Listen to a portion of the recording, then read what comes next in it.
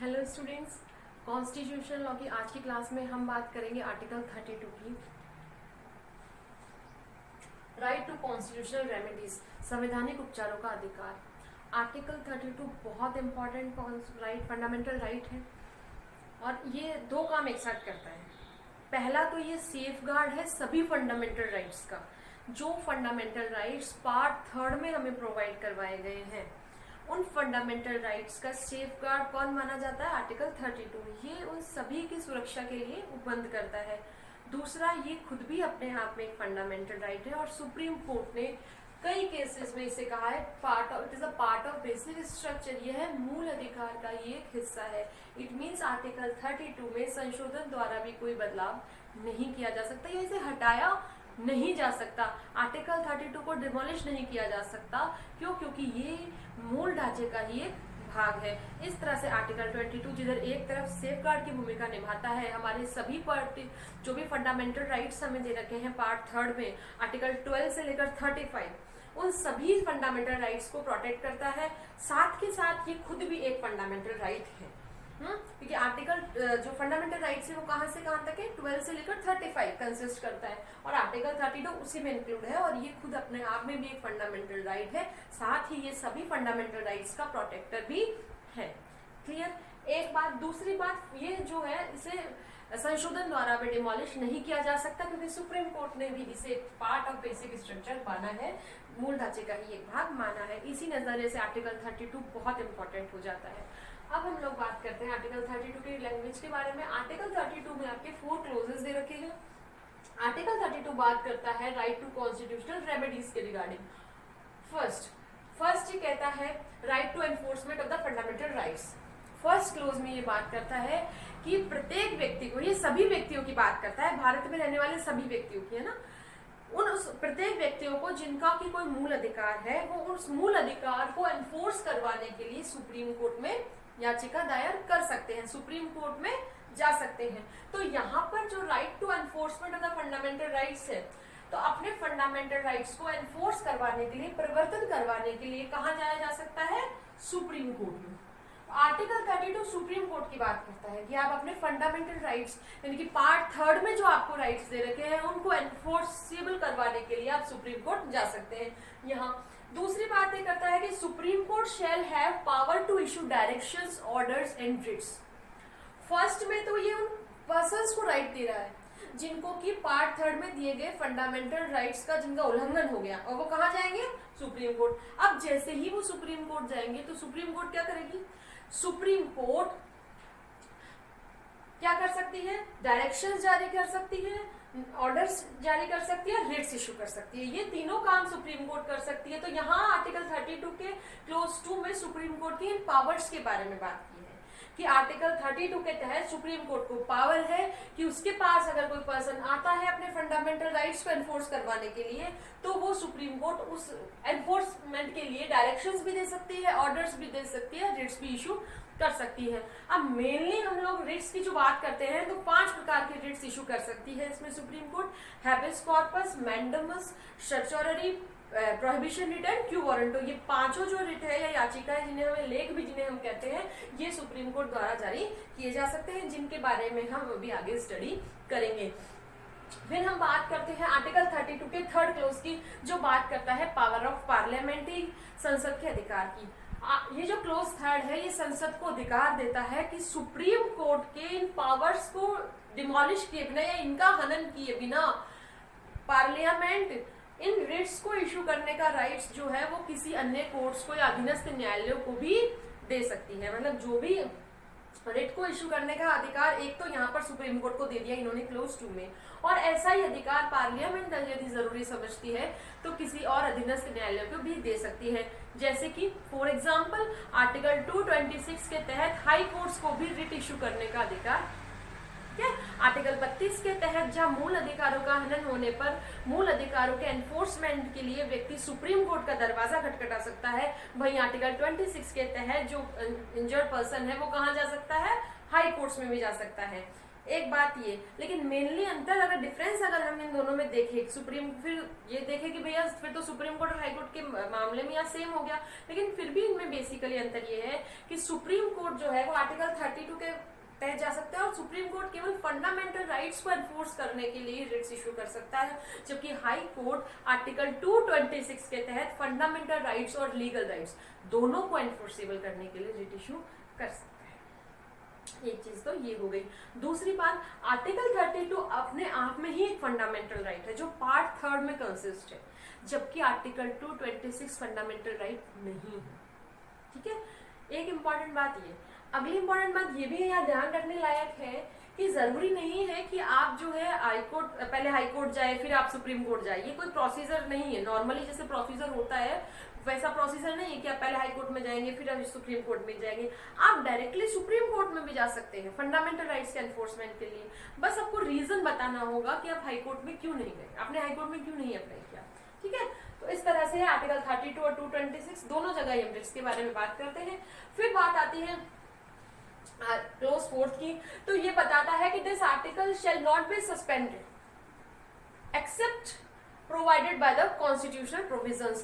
कहने का मतलब ये है कि इस आर्टिकल को यानी कि आर्टिकल 32 को किसी भी कंडीशन में सस्पेंड नहीं किया जा सकता है, निलंबित नहीं किया जा सकता, केवल और केवल उस प्रोविजन को छोड़कर जो इस कॉन्स्टिट्यूशन में बताया गया है। कॉन्स्टिट्यूशन द्वारा बताई गई प्रक्रिया के द्वारा ही आर्टिकल 32 को सस्पेंड किया जा सकता है। इसके अलावा कोई भी ऐसा रीजन या किसी भी वे से आर्टिकल 32 को सस्पेंड नहीं किया जा सकता। फॉर एग्जाम्पल, हम इमरजेंसी की बात कर ले, केवल एक वही आपका कारण है आपातकाल, अगर आपातकाल लग जाएगा तो ही मूल अधिकार सस्पेंड होंगे, नहीं तो मूल अधिकार सस्पेंड नहीं होंगे। पहली बात। और दूसरी इंपॉर्टेंट बात ये भी आपको ध्यान रखने की है कि हमने हमारे पिछले लेक्चर्स में जितने भी फंडामेंटल राइट्स पढ़े हैं उनमें से आर्टिकल 20 और आर्टिकल 21 ये दोनों ऐसे राइट्स है जो इमरजेंसी के दौरान भी सस्पेंड नहीं होंगे। क्लियर? इसके अलावा जितने भी आर्टिकल्स हैं वो सस्पेंड किए जा सकते हैं। क्लियर? तो ये 4 क्लोजेस आपके हैं आर्टिकल 32 के बारे में। अब हम लोग इसके इंपॉर्टेंट पार्ट को पढ़ते हैं रिट्स के बारे में। यहाँ जो रिट्स की हम बात कर रहे थे कि सुप्रीम कोर्ट और हाई कोर्ट रिट इशू कर सकती है, तो इनके बारे में हम स्टडी करते हैं। 5 तरीके के रिट्स होती हैं, एक एक को पढ़ते हैं। पहले बात करते हैं हैबियस कॉर्पस रिट की, अर्थात बंदी प्रत्यक्षीकरण याचिका की, जिसका वर्डली मीनिंग होता है टू हैव अ बॉडी और प्रोड्यूस अ बॉडी। कहने का मतलब है शरीर पेश करना, किसी व्यक्ति को शरीर पेश करना। अब देखिए इस रिट का यूज कब किया जाता है, कब इसे लगाया जाता है? जब किसी पर्सन को इलीगली डिटेन कर लिया जाता है, जब किसी पर्सन को किसी अथॉरिटी के द्वारा इलीगली डिटेन कर लिया जाता है, अवैध रूप से उसको निरुद्ध कर लिया जाता है, तब वो पर्सन खुद या फिर उसके बिहाफ पर उसका कोई रिलेटिव, उसका कोई फ्रेंड या कोई भी पर्सन जिसे इसकी जानकारी हो, वो इस रिट को सुप्रीम कोर्ट में या हाई कोर्ट में लगा सकता है। और उसके बाद सुप्रीम कोर्ट या हाई कोर्ट उस अथॉरिटी से रीजन पूछती है डिटेंशन का कि आपने किस कारण से इस व्यक्ति को डिटेन करके रखा है। अगर कारण इलीगल पाया जाता है, मतलब विदाउट रीजन अगर डिटेन किया है, विदाउट लॉफुल रीजन अगर डिटेन करके रखा है, तो तुरंत ही ये सुप्रीम कोर्ट या हाई कोर्ट जो है ऑर्डर इशू करती है, डायरेक्ट ऑर्डर इशू कर देती है, रिट इशू कर देती है कि आप इस व्यक्ति को रिलीज कर दीजिए, और तुरंत उसे रिलीज कर दिया जाता है। तो मेनली रिट जो है किस लिए लगाई जाती है? जब किसी व्यक्ति को इलीगली डिटेन कर लिया जाता है और उसे रिलीज करवाने के लिए रिट लगाई जाती, इशू की जाती है। ठीक है, एक बात तो ये कौन लगा सकता है ये भी मैंने आपको बताया। पर्सन का खुद का जरूरी नहीं है, अगर उसका कोई रिश्तेदार है, उसका कोई मित्र है या उसका कोई जानकार है तो वो भी ये याचिका लगा सकता है। कब लगाई जाती है? जब उसे अवैध रूप से निरुद्ध कर लिया जाता है। ठीक है, तो एक चीज तो हमारे पास ये निकल कर आई। दूसरी चीज ये कि हैबियस कॉर्पस किन कंडीशन में नहीं इशू की जाएगी। देखिए, जब यदि डिटेंशन लॉफुल होगा, जब लॉफुल डिटेंशन होगा तो ये रिट इशू नहीं की जाएगी। एक बात, इसके अलावा अगर प्रॉपर अथॉरिटी ने लॉफुल तरीके से किया है तो ये रिट इशू नहीं की जा सकती, लीगल होना चाहिए कुल मिला के। अगर विदाउट लॉफुल रीजन है तो ये रिट इशू की जा सकती है। ठीक है, अब देखते हैं हम लोग कुछ मैटर्स इससे related. First like Rudal Shah versus state of Bihar. Rudal Shah versus state of Bihar के मामले में जो पर्सन थे, इन्होंने अपनी सजा जो पूरी कर ली थी उसके बाद भी इनको एक्स्ट्रा 14 इयर्स के लिए डिटेन करके रखा गया, जेल में रखा गया था। तब हैबियस कॉर्पस रिट का यूज किया गया और इस पर्सन को रिलीज किया गया। साथ में इस व्यक्ति को एग्जेम्पलरी डैमेजेस यानी कि उदाहरणात्मक नुकसानी भी दी गई। ठीक है, तो एक तो कहानी ये थी। दूसरे के केस की मैं बात करें, Kanu Sanyal versus district magistrate Darjeeling की, तो क्वेश्चन हमारे पास में ये है कि जैसे हम बात करी कि इस रिट में क्या जो व्यक्ति है, जो पीड़ित व्यक्ति है, जिस व्यक्ति को निरुद्ध किया गया है, क्या उसका प्रत्यक्ष रूप से उपस्थित होना जरूरी है? तो धीरे देखिए, पहले जब ये रिट आई थी, क्योंकि इंग्लैंड से लिए है, इंग्लैंड से आई कंसेप्ट, तो उस समय क्या था कि व्यक्ति का शरीर प्रस्तुत होना जरूरी था। ठीक है, अब जो है सुप्रीम कोर्ट ने इस मामले में, कानू सान्याल के मामले में साफ साफ कह दिया कि इस रिट का पर्पस ये नहीं है कि व्यक्ति को प्रस्तुत किया जाए। इस रिट का पर्पस ये है कि अवैध निरोध और वैध निरोध में अंतर किया जाए। ठीक है, ये देखा जाए कि पीड़ित व्यक्ति का जो निरोध किया गया है वो वैध है या अवैध। तो मेन उद्देश्य उस अनलॉफुल जो डिटेंशन है उससे रिलीज करवाना है, उससे छुटकारा दिलवाना है पीड़ित को। ठीक है, ना कि उसकी जो प्रेजेंटेशन, ना कि उसको फिजिकली प्रेजेंट किया जाना। ठीक है, तो यहाँ पर सुप्रीम कोर्ट ने कानू सान्याल के मामले में स्पष्ट रूप से कह दिया कि भाई आवश्यक नहीं है कि वो व्यक्ति प्रत्यक्ष रूप से ही न्यायालय में उपस्थित किया जावे। न्यायालय का काम ये देखना है कि उसका जो निरोध किया गया है वो अवैध है या वैध है। ठीक है, फिर सुनील बत्रा वर्सेस दिल्ली एडमिनिस्ट्रेशन, थोड़ा सा और आगे स्कोप बढ़ा दिया सुप्रीम कोर्ट ने और ये कहा सुनील बत्रा के मामले में कि न्यायालय का केवल यह काम नहीं है कि वो अवैध निरोध किए गए व्यक्तियों को छुड़वाए, उसके साथ साथ मतलब जो अवैध निरोध है उससे मुक्ति दिलाने के साथ साथ यदि जेल में रखे जाने वाले व्यक्तियों से अमानवीय व्यवहार किया जाता है तो उनके संरक्षण के लिए भी हैबियस कॉर्पस रिट इशू की जा सकती है। तो सुनील बत्रा वाले मामले में एक कदम और आगे सुप्रीम कोर्ट ने बढ़कर ये निर्धारित किया कि व्यक्ति जो जेल में बंद है, जो जेल में बंद है, उन व्यक्तियों के साथ भी अमानवीय व्यवहार नहीं किया जा सकता और किया जाता है तो वहां पर भी court habeas corpus writ issue करके उनको छुटकारा दिला सकती है, उनको रेमेडी अवेलेबल करवा सकती है। ठीक है, हैबियस कॉर्पस रिट वो रिट है जिसको कि बहुत सबसे अधिक बार यूज लिया जाता है। ठीक है, फिर हम बात करते हैं सेकंड मैंडेमस की। मैंडेमस का मतलब होता है परमादेश। हम कह सकते हैं या लर्न करने के लिए वी कमांड, मतलब हम आदेश देते हैं, है ना। तो वी कमांड यहाँ पर जो है देखिए, परमादेश याचिका सुप्रीम कोर्ट की या हाई कोर्ट द्वारा, सुप्रीम कोर्ट या हाई कोर्ट द्वारा जारी किया जाने वाला वो आदेश है जो किसी पब्लिक ऑफिसर को इशू किया जाता है। किसको इशू किया जाता है? किसी पब्लिक ऑफिसर को, किसी ऐसी बॉडी को, चाहे वो कॉन्स्टिट्यूशनल बॉडी हो, स्टेचुटरी बॉडी हो, नॉन स्टेचुटरी बॉडी हो, ट्रिब्यूनल हो, यूनिवर्सिटी हो, मतलब ऐसा पब्लिक ऑफिसर जिस पर कोई ना कोई पब्लिक ड्यूटी है, जिसका कोई विधिक कर्तव्य है या कोई जिसका लोक कर्तव्य है या किसी संविधान या मतलब स्टेट्यूट के तहत जिसका कोई कर्तव्य है, उस पब्लिक ऑफिसर के खिलाफ वो रिट इशू की जाती है। और क्यों की जाती है? जब वो अपने पब्लिक ड्यूटी को फुलफिल नहीं करता। कौन लगा सकता है ये याचिका? भाई कौन इसके लिए आवेदन कर सकता है? वो पीड़ित व्यक्ति जिसका खुद का राइट डैमेज हुआ हो, ना कि उनकी तरफ से इंजर्ड हुआ हो, ना कि उसकी तरफ से कोई और। जैसे हैबियस कॉर्पस में तो फिर भी पीड़ित के अलावा भी दूसरा व्यक्ति रिट इशू करवा सकता था, लेकिन यहाँ पर जो है इस याचिका के लिए अप्लाई कौन कर सकता है? वो व्यक्ति स्वयं जो पीड़ित है। ठीक है, तो यहाँ पर सब दो कंडीशन इसके लिए एसेंशियल है। जो व्यक्ति जा रहा है, जो व्यक्ति इस याचिका के लिए लगा रहा है, उस व्यक्ति को का लीगल राइट होना चाहिए, मतलब उसका विधिक अधिकार होना चाहिए उस काम को करवाने का उस पब्लिक ऑफिसर से। और दूसरी कंडीशन ये है कि उस पब्लिक ऑफिसर की लीगल ड्यूटी या पब्लिक ड्यूटी होनी चाहिए उस कार्य को करने के लिए। फॉर एग्जाम्पल, एक मिस्टर ए है, उन्होंने अधिनियम के तहत बताई जाने वाली सारी रिक्वेस्टीज फुलफिल कर दी है लाइसेंस प्राप्त करने के लिए। जो भी फॉर्म भरना है, जो रिक्वेस्टीज है कि गाड़ी चला के दिखानी है, जो भी सारी फॉर्मेलिटीज होती है, वो सारी फॉर्मेलिटीज रिक्वेस्टीज उसने कंप्लीट कर दी। उसके बाद में पब्लिक ऑफिसर का ये काम हो जाता है कि वो उसे लाइसेंस इशू करते। और अगर फिर भी वो लाइसेंस इशू नहीं कर रहा है तो इसका मतलब क्या है कि वो अपनी पब्लिक ड्यूटी को फुलफिल नहीं कर रहे हैं और मिस्टर ए जो है वो मैंडेटस रिट इशू करवा सकते हैं कोर्ट से। ठीक है, तो इसकी याचिका के लिए वो अप्लाई कर सकते हैं कोर्ट में। वहां पर कोर्ट जो है उस पब्लिक ऑफिसर के खिलाफ जो कि लाइसेंस इशू नहीं कर रहा है मिस्टर ए को, उसके खिलाफ कोर्ट कौन सी याचिका जारी करेगा? परमादेश याचिका, और उसको आदेश देगा। जैसे हमने लिखा ना वर्ल्ड मीनिंग वी कमांड, हम आदेश देते हैं, कोर्ट उसको आदेश देगा कि वो अपनी पब्लिक ड्यूटी को फुलफिल करे।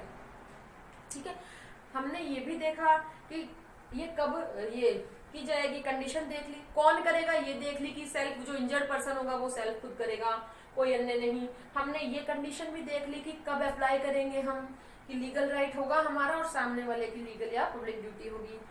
एक चीज ये इसमें ये है कि मैंडेटस रिट कब इशू नहीं की जाएगी, कोर्ट कब मना कर सकता है रिट को इशू करने से, तो उसके लिए ये होगा कि भाई ये जो आपकी मान लीजिए जो पब्लिक ऑफिसर है आपका, उसकी डिस्क्रिशनरी पावर है, उसकी विवेकाधीन शक्ति है कि वो कार्य करे या ना करे। ठीक है, उस कंडीशन में, या किसी प्राइवेट इंस्टीट्यूट के खिलाफ भी इशू नहीं की जा सकती, या फिर कोई कॉन्ट्रेक्चुअल ड्यूटी हो, संविदात्मक कर्तव्य हो कोई संविदा से संबंधित कोई बात हो उसके खिलाफ, इन चीजों के खिलाफ परमादेश याचिका कोर्ट इशू नहीं करेगी। ठीक है, अब हम लोग बात करते हैं सर्सोररी की, यानी कि उत्प्रेषण याचिका की। सर्सोररी अगर इसका वर्डली मीनिंग देखें तो होता है टू बी सर्टिफाइड, मतलब प्रमाणित किया जाता है, टू बी सर्टिफाइड प्रमाणित किया जाता है।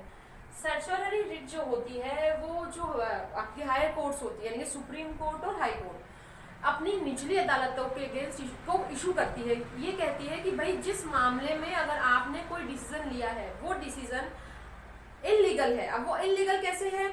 या तो वो एक्सेस ऑफ अथॉरिटी से इशू किया गया है, या वो लैक ऑफ जुरिस्डिक्शन, मतलब एक्सेस ऑफ जुरिस्डिक्शन का मामला हो, लैक ऑफ जुरिस्डिक्शन का मामला हो, या फिर अनकॉन्स्टिट्यूशनल जुरिस्डिक्शन का मामला हो, या फिर वायलेशन ऑफ नेचुरल जस्टिस हो। इन चारों कंडीशंस में याद रखने की बात यह है कि उत्प्रेषण याचिका 4 कंडीशंस में इशू की जाती है। किसके द्वारा इशू की जाती है? हायर कोर्ट्स के द्वारा, यानी कि सुप्रीम कोर्ट और हाई कोर्ट इशू कर सकता है अपनी लोअर कोर्ट्स को। और 4 कंडीशन कौन कौन सी हो सकती है? फर्स्ट कंडीशन हो सकती है आपकी जब एक्सेस ऑफ जुरिस्डिक्शन हो, सेकंड लैक ऑफ जुरिस्डिक्शन का मैटर हो, थर्ड अनकॉन्स्टिट्यूशनल जुरिस्डिक्शन हो, या फिर वायलेशन ऑफ नेचुरल जस्टिस हो रहा हो। इन चारों ही कंडीशंस में सुप्रीम कोर्ट या हाई कोर्ट निचली अदालतों को ये सर्सोररी रिट उत्प्रेषण याचिका इशू कर सकती है और उनके द्वारा लिए गए डिसीजंस को अपने पास मंगा सकती है। जो उन्होंने डिसीजन दिए हैं, उन जजमेंट्स दिए हैं, उनको अपने पास मंगा सकती है और मंगा कर उन डिसीजंस को क्वैश कर सकती है, उनको समाप्त कर सकती है। यहाँ पर जो उनके डिसीजंस होते हैं उनको क्वैश कर दिया जाता है, कहने का मतलब है उनको समाप्त कर दिया जाता है। क्लियर हो गई बात? इसी तरह से प्रोहिबिशन रिट की हम लोग अगर बात करते हैं तो दोनों रिट्स, देखिए कई बार एग्जाम्स में दोनों रिट्स में अंतर पूछ लिया जाता है, difference between certiorari and prohibition writ. ठीक है, बहुत मामूली सा अंतर है, काम दोनों देखिए सेम ही है। जिस प्रकार सर्सोररी रिट जो है वो सुप्रीम कोर्ट या हाई कोर्ट जारी कर रहा था, किसको? निचली अदालतों को, उसी तरह से प्रोहिबिशन रिट भी सुप्रीम कोर्ट या हाई कोर्ट निचली अदालतों को ही जारी करेगा। लेकिन कैसे जारी करेगा? 2 रीजन से मतलब जारी करेगा, जहां पर उन्होंने वो अभी काम कर रहे हैं, अभी उन्होंने डिसीजन नहीं दिया है। ठीक है ना, यानी कि जब वो एक्सेस ऑफ अथॉरिटी या एक्सेस ऑफ जुरिस्डिक्शन या लैक ऑफ जुरिस्डिक्शन के तहत कोई काम कर रहे हैं और किसी मतलब प्रोसीडिंग चल ही रही है, अभी तक डिसीजन नहीं आया है, तो वहां पर ये प्रोहिबिशन रिट इशू करके सुप्रीम कोर्ट या हाई कोर्ट लोअर कोर्ट्स को मना करते हैं कि भाई अब आप अपने काम को यहीं पर रोक दीजिए, क्योंकि आपको या तो इस काम को करने की अधिकारिता नहीं है, या तो इस बात को सुनने की अधिकारिता नहीं है, या फिर आप अपनी अधिकारिता से बाहर जाकर काम कर रहे हैं। इस आधारों पर क्या किया जाता है? प्रोहिबिशन रिट इशू की जाती है और उनको कार्य करने से मना कर दिया जाता है। तो एक मामूली सा अंतर देखिए इन दोनों में। हरि विष्णु कामत वर्सेस अहमद इसाक के मामले में सुप्रीम कोर्ट ने इन दोनों में डिफरेंस बताया था और ये कहा था कि प्रोहिबिशन रिट तो जो है, प्रतिषेध याचिका तो का डिसीजन आने से पहले, मतलब लोअर कोर्ट्स जो है उनको जो वो कार्य अपने एक्सेस ऑफ अथॉरिटी से निकलकर करेंगे या लैक ऑफ अथॉरिटी से करेंगे, उनको वो कार्य करने से रोकना इसका पर्पस है। यहाँ पर अभी तक डिसीजन दिया नहीं जाता, तो डिसीजन देने से पहले जो रिट इशू की जाएगी वो तो होगी प्रोहिबिशन रिट या प्रतिषेध याचिका। और आफ्टर द डिसीजन, जब उन्होंने डिसीजन दे दिया है, अपना जजमेंट उनका आ गया है, उसके बाद में जो रिट इशू की जाएगी वो होगी उत्प्रेषण या सर्वोच्च रिट। यहाँ पर जो डिसीजन दिया जा चुका है वो भी उन्होंने अथॉरिटी से बाहर या अथॉरिटी की कमी के कारण या अनकॉन्स्टिट्यूशनल जुरिस्डिक्शन के कारण या नेचुरल जस्टिस के सिद्धांतों का पालन नहीं करते हुए दिया था, तो जो जजमेंट, जो डिसीजन उन्होंने दिया था, उस डिसीजन को समाप्त कर दिया जाता है सर्वोच्च रिट इशू करके। तो सर्वोच्च रिट का पर्पस क्या होता है? जो अनलॉफुल डिसीजन है उसको समाप्त करना। जबकि प्रोहिबिशन रिट का पर्पस क्या होता है कि जो आपने लोअर कोर्ट्स ने जो प्रक्रिया डिसीजन देने से पहले उनको रोक देना कि आप जो है अनलॉफुल डिसीजन नहीं दे, ठीक है। तो यहाँ पर उन्हें पहले ही रोक दिया जाता है डिसीजन से पहले ही, और सर्वोच्च रिट द्वारा उनके लिए गए डिसीजन को ही समाप्त कर दिया जाता है, ठीक है। तो ये मेनली अंतर इन दोनों में इस केस में बताया सुप्रीम कोर्ट ने, ठीक है। अब हम लोग बात करते हैं क्यू वारंटो की। क्यू वारंटो यानी कि अधिकार प्रचार, वर्डली मीनिंग अगर हम लोग करें तो बाय व्हाट अथॉरिटी, बाय किस प्राधिकार से, आप क्या प्राधिकार है आपका, हाँ आपका क्या प्राधिकार है जो आप इस पब्लिक ऑफिस को धारण करके बैठे हैं। क्यू वारंटो रिट के लिए प्रार्थना कौन कर सकता है सुप्रीम कोर्ट या हाई कोर्ट से? कोई भी पर्सन, कोई भी एनी पर्सन जिसका खुद का कोई पर्सनल इंटरेस्ट हो या ना हो। यदि ये पूछा जाता है, ये कहा जाता है कि कोई पर्टिकुलर पर्सन जो किसी पब्लिक ऑफिस को धारण करके बैठा है और वो व्यक्ति क्वालिफाई नहीं है या उसे धारण करने का कोई अधिकार नहीं है, तो सुप्रीम कोर्ट या हाई कोर्ट उस व्यक्ति से ये पूछ सकते हैं कि आप जो है वो किस प्राधिकार से ये पब्लिक ऑफिस, हम अगर बात करें तो किस प्राधिकार से, पब्लिक ऑफिस क्वेश्चन ये होता है किस प्राधिकार से इस पब्लिक ऑफिस को आप धारण करके बैठे हैं ये बताइए। और अगर वो व्यक्ति ये बता नहीं पाता है कि वो किस प्राधिकार से धारण करके बैठा है, तो उसे उस पद से हटा दिया जाता है, ये याचिका जारी करती है, ठीक है। तो इस तरह से कोई भी पर्सन जो है क्यू वारंटो के लिए अप्लाई कर सकता है। इस तरह से हमारी ये 5 रिट्स हो गई, हैबियस कॉर्पस, मैंडामस, सर्वोच्च, प्रोहिबिशन एंड क्यू वारंटो। ये 5 ही रिट्स आपके एग्जाम के पॉइंट ऑफ व्यू से काफी इंपॉर्टेंट है। इस तरह आज के लेक्चर में हमारे जो फंडामेंटल राइट्स जो पार्ट 3 हमने पढ़ा था उसमें कंप्लीट होते हैं।